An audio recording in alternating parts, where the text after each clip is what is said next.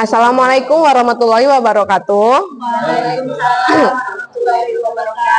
Ya, selamat pagi semuanya, salam sejahtera. Perkenalkan, nama saya Heni Purwati, mahasiswa S1 Kebidanan dari Universitas Megabuana Palopo. Di sini saya akan melaksanakan penyuluhan tentang pemeriksaan tambahan fertilitas kepada remaja-remaja pranikah yang akan melaksanakan pernikahan.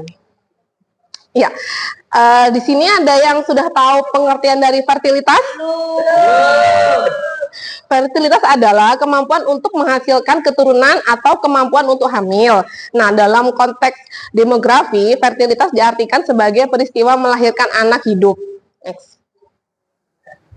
Nah, di sini saya akan menjelaskan tentang apa itu pemeriksaan fertilitas, jenis pemeriksaan tambahan fertilitas, dan pentingnya pemeriksaan tambahan fertilitas dalam pranikah, serta manfaat pemeriksaan tambahan fertilitas bagi pasangan.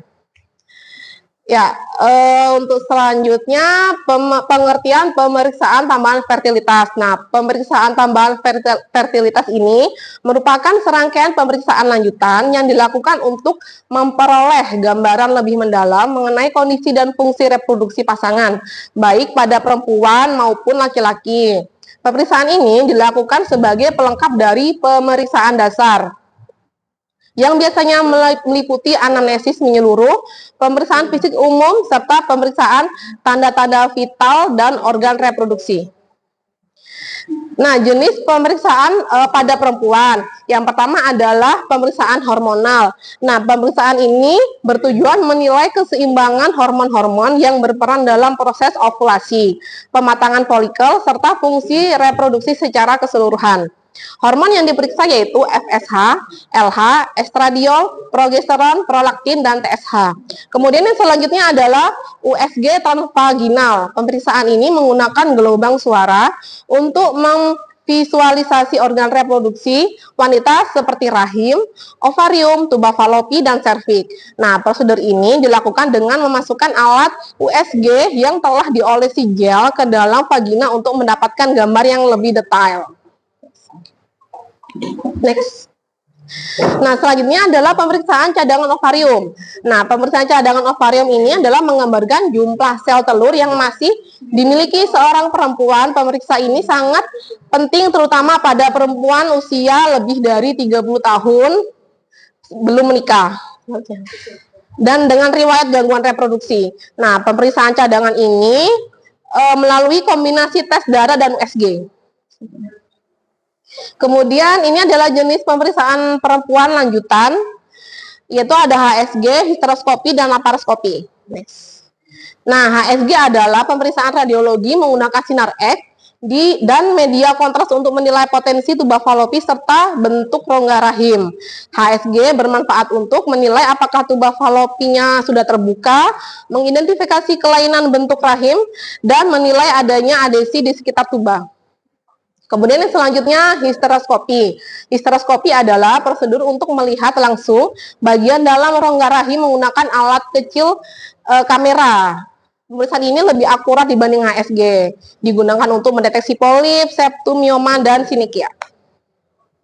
Nah, selanjutnya yaitu laparoskopi diagnostik. Ini adalah prosedur invasif minimal untuk melihat organ-organ dalam pelvis secara langsung menggunakan kamera kecil yang dimasukkan melalui dinding perut. Prosedur ini umumnya dilakukan bila pemeriksaan lain tidak memberikan hasil yang jelas. Ini bermanfaat untuk mendeteksi endometritis, adesi pelvis, dan kelainan pada tuba falopi. Nah, selanjutnya ini adalah pemeriksaan untuk laki-laki. Yang pertama ada analisis sperma, pemeriksaan hormonal, USG skrotal, dan tes fragmentasi DNA. Selanjutnya, yang pertama saya jelaskan dulu tentang analisis sperma. Merupakan pemeriksaan utama dalam evaluasi fertilitas pria. Pemeriksaan ini dilakukan setelah masa abstinens 2-7 hari untuk mendapatkan hasil yang optimal. Nah, parameter yang dinilai meliputi jumlah sperma, motilitas, morfologi, volume, dan pH. Next. Selanjutnya yaitu pemeriksaan hormonal, ini hampir sama dengan yang perempuan tadi, yaitu pemeriksaan ini dilakukan untuk menilai fungsi endokrin yang mempengaruhi produksi dan kualitas sperma. Hormon-hormon yang diperiksa meliputi hormon FSH, LH, testosteron, dan prolaktin. Selanjutnya USG skrotal. USG ini merupakan pemeriksaan non-invasif yang sangat membantu dalam menentukan perlu atau tidaknya tindakan medis atau pembedahan seperti terapi varikokel.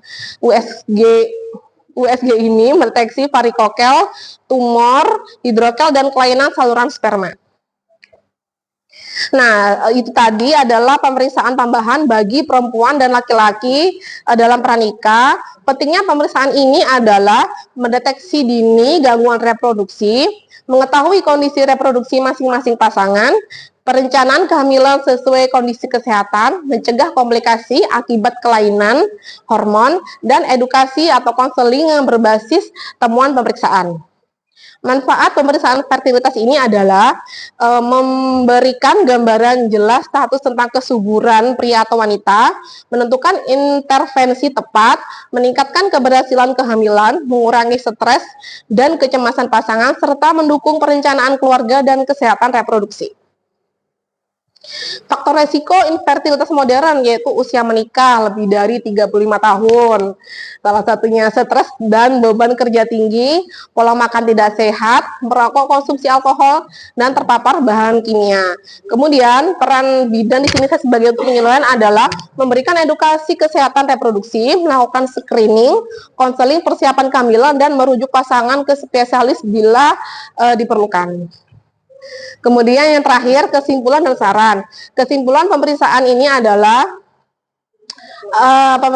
kesimpulannya pemeriksaan tambahan fertilitas penting pada pranikah atau prakonsepsi, meliputi hormon USG dan HSG. Deteksi dini membantu intervensi tepat dan meningkatkan peluang kehamilan, serta mendukung kehamilan sehat dan perencanaan reproduksi terarah. Ya, demikian yang dapat saya sampaikan. Terima kasih atas perhatiannya. Saya ucapkan terima kasih. Wassalamualaikum warahmatullahi wabarakatuh. Waalaikumsalam.